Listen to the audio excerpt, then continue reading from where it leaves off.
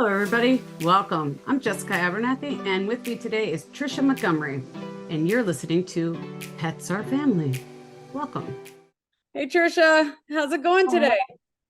Jessica, I'm doing really well, really well. I feel like I'm in the clouds here. I like this background. You know, we had the gray last time. I think people are seeing the transitions here, so kind of like this. All right. Well, we'll see what I come up with next week. Who knows? Who knows? How are you? So getting a little cooler in Chicago. Is that right? You're in Chicago. I'm in Florida. It's always hot in Florida. Yeah. Getting a little cooler there for you? A little. It's a little cooler. It's humid today, so we'll see. Always humid here. Always humid here. Not good. Not good for the hair. No, not good. Nope, not. And my hair doesn't matter. I pretty much the only time I wear it down is when we're taping. I mean, you wear a back or in a ponytail. Yeah. Usually it's on the top of my head because I'm getting down and doing business. Gotta put it on. Go to work. Go to work mode. I love that. I love it. What's happening in your corner of the world? Anything new and exciting? Not really. I don't know what's new and exciting in my world. I don't know. Well, we're getting ready to, just because this is going to be coming out soon, but we should be home by the time this comes out. Yeah. So yeah. But we will have just been at Super Zoo. And and you'll see videos from us from Super Zoo, and I will just be getting back from Indy. So I will be at, Brickyard. My sister is so jealous. So jealous. She was like telling me this morning on the phone that there's a song called "I'm So Jealous" or something like that. I've never heard it. And she's like singing, it's stuck in her head, and she's singing it to me this morning. Easy. She's got to come on and sing that song to us. And she should come on as a pet parent. I mean, she just should. Yeah.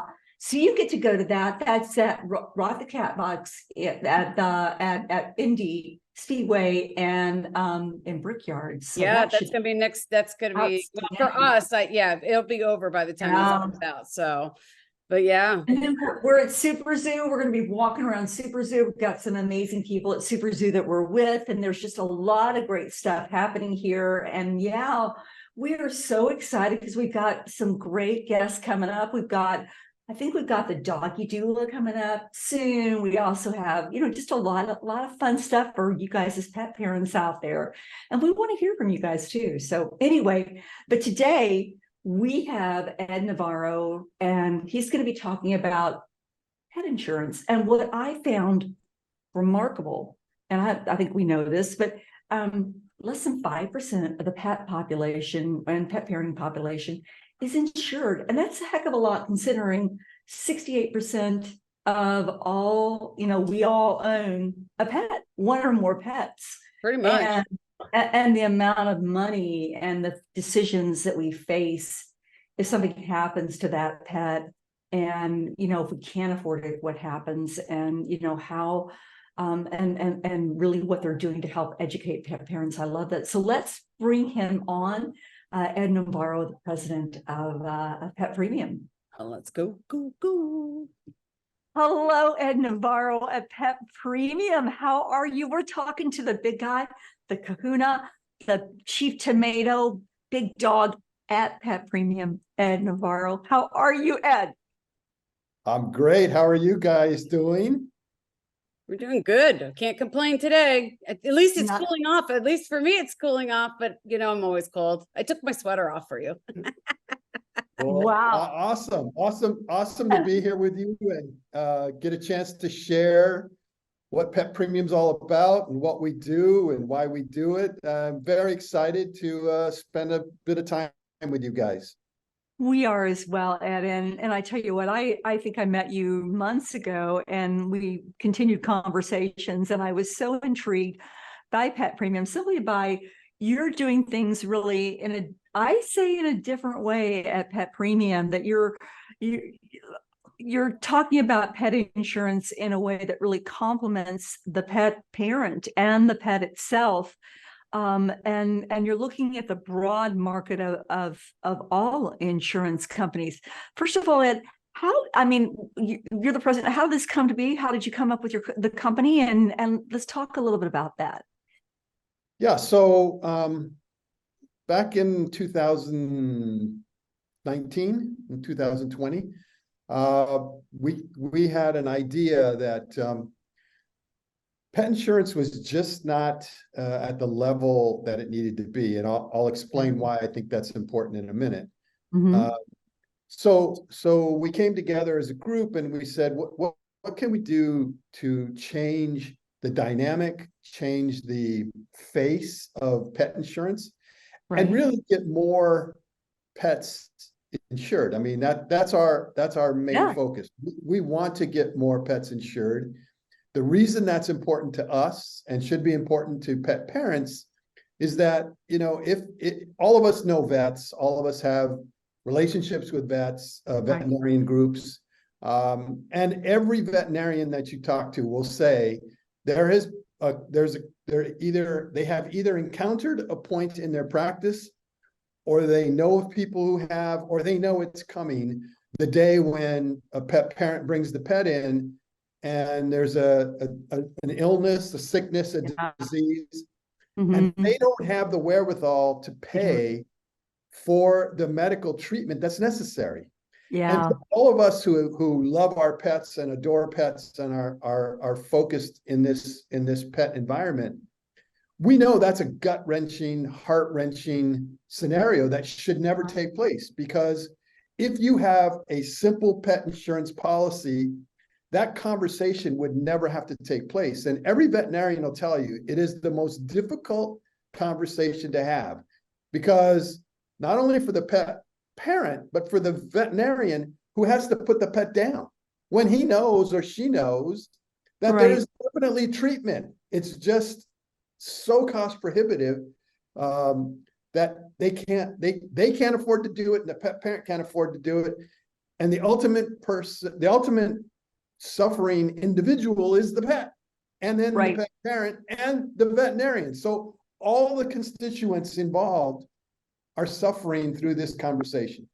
So we said, what can we do to try to, you know, start to break the barriers down of why pet insurance is important, why people should have it, and what it does, you know, from a societal perspective. So that led us to you know, forming Pet Premium. And our thought process was, you know, it's a fragmented, pet insurance is a fragmented offering. So what could we do to bring the offering together so that it wasn't so fragmented, and it gave people options, and it gave them a kind of a one-stop, one view, one focus of what's in the marketplace and how that would impact them and how they could take advantage of it. So that's how we got started, and that's where we're at today. I love that, Ed. I was very impressed by you all and how you've taken really all the pet insurance companies.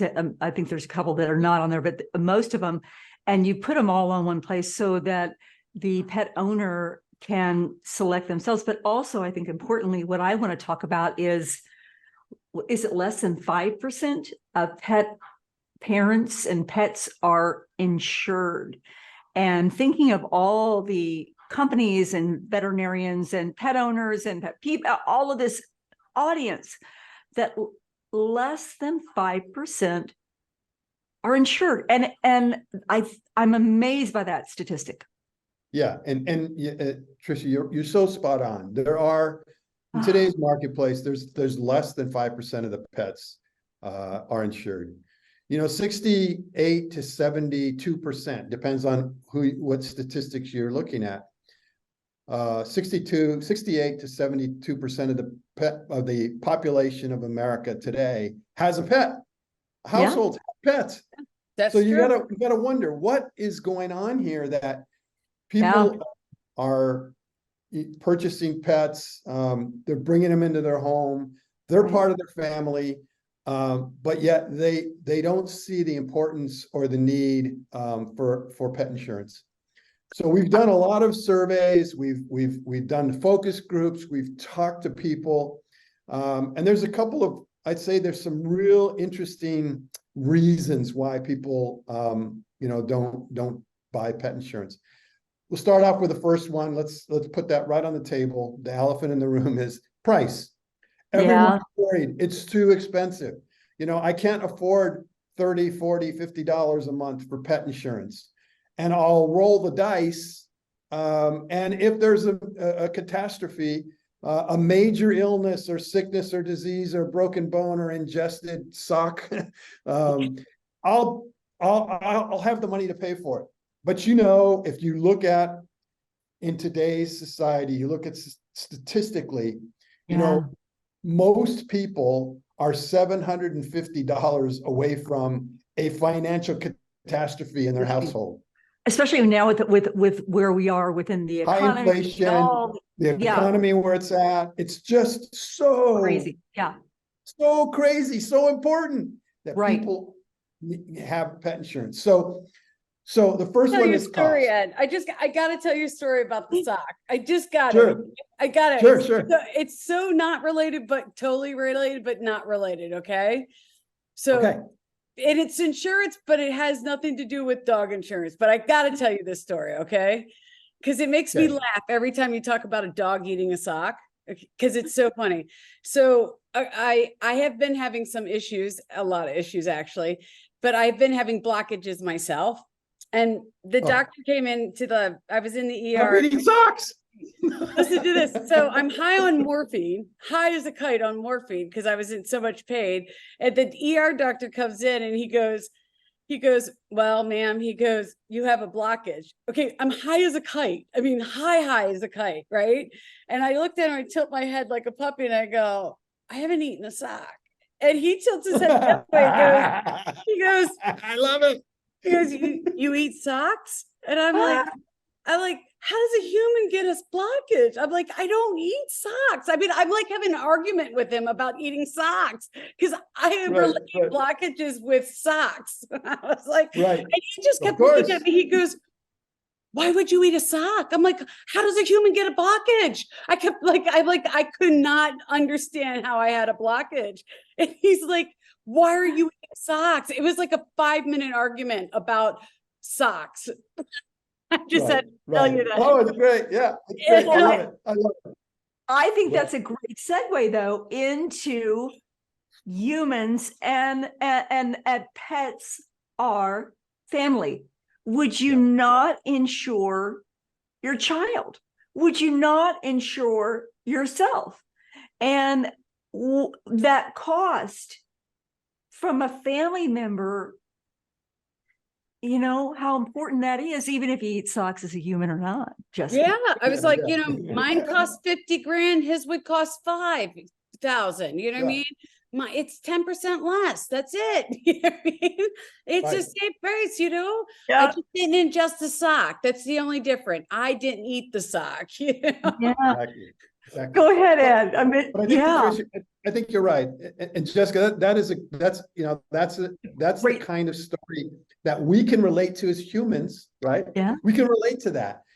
But we have to speak for our animals because they can't speak to us. They can't speak for themselves. It's incumbent upon us who are in this together with our pets to make sure that our pets have a voice. And that voice is, if you insure your family, I'm part of your family, please insure me. So again, what Pet Premium is doing is we're bringing all of, the majority of the insurance companies onto the platform, full transparency, we don't hide anything because, we're not underwriting policies. We're just bringing everybody together. Think of us as the kayak of insurance, pet insurance. We bring everybody onto the platform. We get quotes so that people don't have to go insurance company by insurance company looking for the best policy.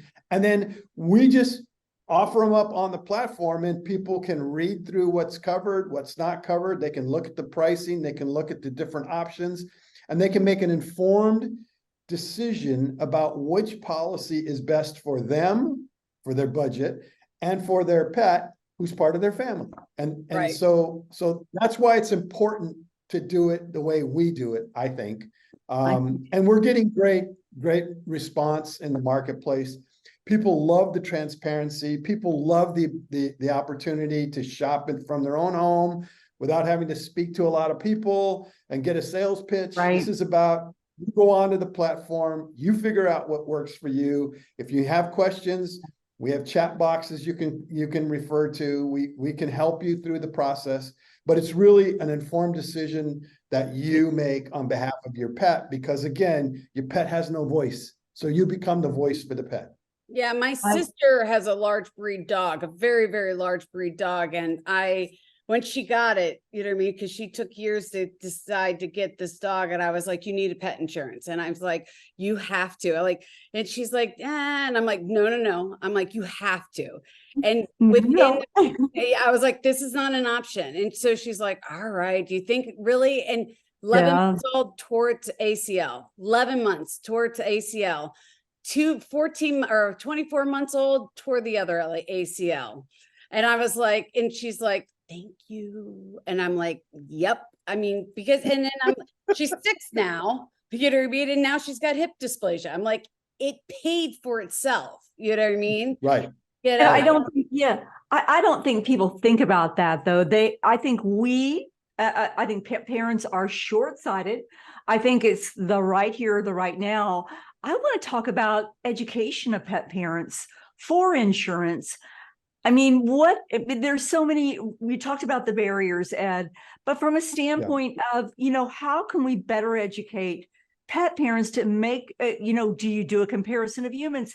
How can we, as, pets are family and what we do, understand about, I see your face there, Jessica. That's it's not like you bring home a baby and say, this baby's going to be sicker than that baby over there. You know what I mean? But there's certain breeds that do have her, absolutely. But you can't compare those to humans. That's why I'm giving you that look. You know what I mean? I'm saying from a human perspective that you need insurance as a human, that you need insurance for your family member, for a child, for a baby, for, until your child goes off your insurance policy at age 26, believe you me, I know that well. So from a standpoint of that we need more, that we need to push this message. And I will say also to you, Ed, coming from the veterinary profession, I don't think people think about that from a standpoint of, you talked about how hard it is on the veterinarians to see an animal that might, just need a workup, a surgery, and that pet parent cannot afford that, and that animal is euthanized. I've seen that before, coming from the shelter world and coming from the veterinary profession, and that's saddening. So what do we do? I think it's a great question, and I think what we're trying to do is with our partnership with you, which we think is a fabulous partnership, and the outreach that we're doing together to pet parents, giving them more information about why insurance is important. Our website has some unbelievable articles. It has some great blogs. And we have a whole breeds listing. So every breed, any possible illness, ailments that are, that are part of that breed group is highlighted. So if people are buying a pet or going to a shelter and picking up, a dog or a cat, they can go onto our site and they can look and see, I think, Jessica, your sister probably didn't understand, or maybe she did understand, the illnesses and the ailments that her large breed dog could have.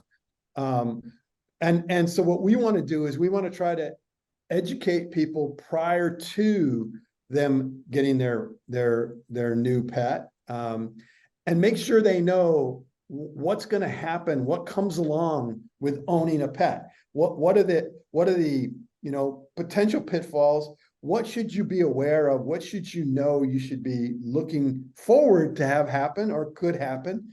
And then again, making an informed decision based on the facts. There's no biases in what we say. This is all stuff that's printed by trained professionals. So we're trying to make it easier for people to understand the cost associated with owning a pet. So before you make the decision, what goes along with that decision. Because I think we all know it's one point. I think we all know that getting a pet for most people was an impulse decision. They didn't think it through. I'm gonna go no on that one on mine. According to the American Animal Hospital Association, more people spend more time selecting an appliance than they do a pet. I'm gonna go no with me. I'm gonna say no because I always wanted an English category by bulldog. yourself. Yeah, I always wanted an English bulldog, but when I found out how many medical problems they had, because I did do my research, and when I mean, drop 10 grand easy, fast 10 grand in the first year or two. And how many, their folds, their nose problems, their breathing issues, all that stuff. And I was like, nah, I got those myself. I don't need to have a dog that has them with me. Nope. Right.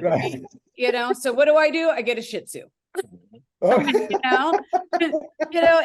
I've got the best little Shih Tzu, you know what I mean? He's 12 and he went blind at 12, you know what I mean? And I don't blame him. And his mom is going blind with him. So we're good. Yeah. You know what I mean? But like mom. Yeah, we're blind together. But no, I did do my research like that. I mean, I was one because I thought I wanted a Jack Russell Terrier until I found out how energetic they were. I'm like, mom's a little lazy. But that's the truth is you got to do your research on your breeds and you got to, like you said, you've got to know what it's kind of like the warning labels on drugs. I hate to say that, you watch these commercials, and they go, you may cause drowsiness, blah, blah, blah, blah, blah. You kind of need to know the warning labels of dogs. They may be, itchy, scratchy, have allergies, sinus problems, anything smush face, blah, blah, blah. It's true. I'm going to jump in here, Ed, perhaps that, that can be a marketing tip on your website, to have a warning label for those dogs on the Pet Premium website. Jessica just gave you that. That's a great idea. Feel free to use that. I love what you're doing, though, from the education standpoint, Ed, of educating pet owners and talking and giving them the resources that they need for that, for that insurance and for understanding about that. And you guys are also working with veterinarians. You're really putting in shelters and you're really putting that word out there. And I love that because it's so important. And I think what I also love about you guys, you're working with people who can't afford sometimes insurance, and you're helping them understand about that and perhaps get something that may be more accessible for them within their budget range, because we know many of the pet parents out there that are within our audience and the shelters that we work with through our the American Association of Pet Parents. They don't have a lot of money. They just don't. So working with those people to make insurance accessible for everyone too. And I love that you guys are doing that too. So big love to you guys. Thanks. And we appreciate it. And look, the way I look at it is there should be a policy for everybody. So if you kind of think this through, younger dogs, and a lot of different breeds, but younger dogs, they're probably, all you probably need for them is what's going to happen to a younger dog. They're probably going to have an accident of some sort. Yeah, pulled muscles, because they're strength overplaying, scratches, bites, maybe a broken bone because they jumped off of something they shouldn't have been on. Exactly. You know what I mean? That was my sister Cheryl. She just got Ollie, and he was a party poodle, and he was just jumping, being like a tigger. And tigers are wonderful things. Their bottoms are made out of rubber. Their tops are made out of spring. Sorry, just went to the Winnie the Pooh song. I can't believe you know that. Wow. She does that often. She just starts. I know like the song breaks out into songs and stuff, and I'm just all like, the time, not all the time. But he did that, and so thank heavens that she did have insurance for that too, because that was a very expensive thing from basically 5 months old, and he had to be really put in there. So you got a peg leg. That's what I call it when they get cast. They get peg leg. They get a peg leg, Yeah, they get a peg leg. It cracks me up. But Ed, we love what you're doing, and we're thank you for educating pet parents. Thank you for educating the community and all the work that you do. Ed, if our audience wants to find out how to contact you, where do they get in touch with you? Where do they get a hold of you? They can reach us at petpremium.com. That'll take them right to our website. And then on there, there's links that you can reach out to, people inside the company. You can reach me at ed@petpremium.com. I'm easy to find, easy to reach. And, I get back with everybody in 24 hours. So questions, concerns, comments, we take them all. And our role is really to get more pets insured, give pet parents the peace of mind they need when they're raising their pet, and then help people in shelters who are bringing pets home for the first time. Try to make sure that they have the necessary information and understanding of how they can get pet insurance, and try to find a policy that suits their financial budget, so that they're not left behind and have to make that dreaded decision of putting your pet down because you can't afford to take care of it. So we're focused on that. We love the opportunity to spend time with you, and we really enjoy and love I call it companionship with the American Association of Pet Parents, because you guys are like our companions, and I don't want to call you a business partner because it's more than that. It's a relationship. It's an understanding, and it's a focus on pet health. I'm not married. We're kind of married, so I'll take that. I'm okay. I thought I was your work wife. No, watch out. That's right. Just is my work wife. And thank you for being with us today. You could spend your time with anybody, and you chose to spend it with us. My pleasure. The pleasure was absolutely mine, and we, on behalf of myself and all the people at Pet Premium, thank you so much for inviting us in today. It was wonderful. I had a great time, and look forward to talking to you both again soon. Take care. All right. Thanks, Ed. Bye-bye. Well, that was interesting. I love your sock story. I was gonna say, now you know what I think about when I'm high. Eating socks. Seriously.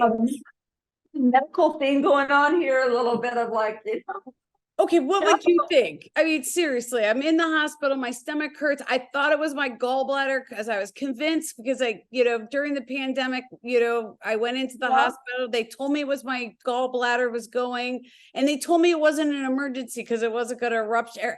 And they literally during the pandemic, they sent me home and told me it wasn't an emergency and told me to tough it out till I couldn't handle it anymore. Oh my God. Yeah. Yes. I couldn't handle it anymore. So I thought it was my gallbladder. I was like, I'm getting my gallbladder out today. So when he came back in and looks at me and goes, it's a blockage, I was just like, what? I didn't need a sock. I'm like, I've never heard of a human having a blockage before. I think I have. Oh my God, that reminds me. I remember when, like many years ago, I got an arthroscopy on my leg, and Dr. Collins from Hinsdale Orthopedics in Hinsdale, Illinois, I was starting to go under for the anesthesia, and I said, Dr. Collins, I said, where did you graduate from? What school did you go to? He goes, oh, I didn't. He just practicing medicine because he felt like it.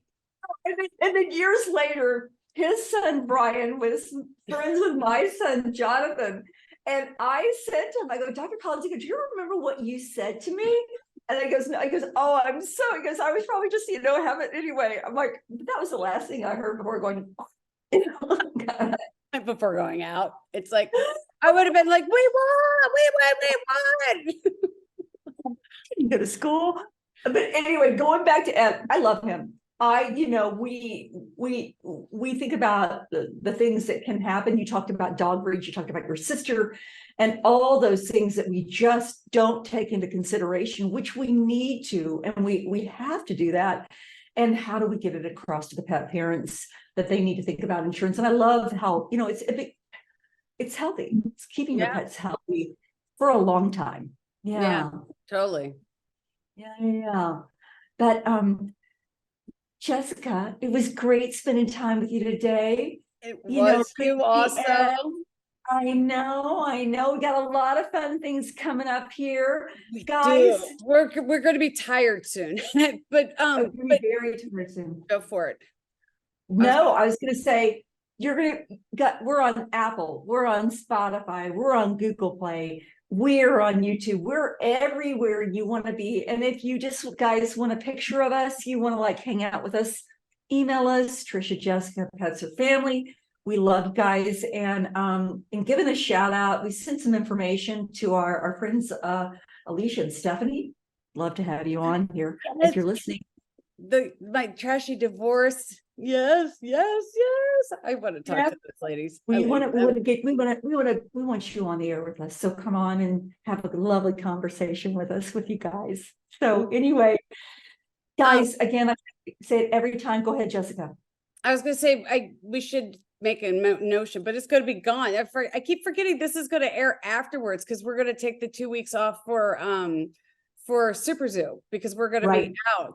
But this is going to air afterwards, so they're going to know that we took 2 weeks off because it's going to be afterwards. They just are. How does that happen? Well, they're so we are for the future. Guys, you can spend your time with anybody. We appreciate you spending your time with us. Jessica, take us out. Wait, one more. You got forget it. I always give my shout out to Kathy Delaney at Naps. You know what I do. So, if you're ever looking for a professional pet sitter, go to Naps. I got to do that until I get off the board. I got to, because it's like, they're my homies. So love you, Kathy. And yes. Okay. I treat Teddy like family. He's my little buddy. And Bin Laden. Gotta love him too. So thanks, guys. Bye, guys. Have a great one. We hope you enjoyed this new episode. And if you did, please leave us a review on Spotify or wherever you're listening to us today. If you want to reach out to us, feel free to find us on petsourfamily.net or any of our social channels, Facebook, Instagram, or LinkedIn. And we want to remind you, pets are family. Have a good one. We'll see you in 2 weeks. Bye, guys.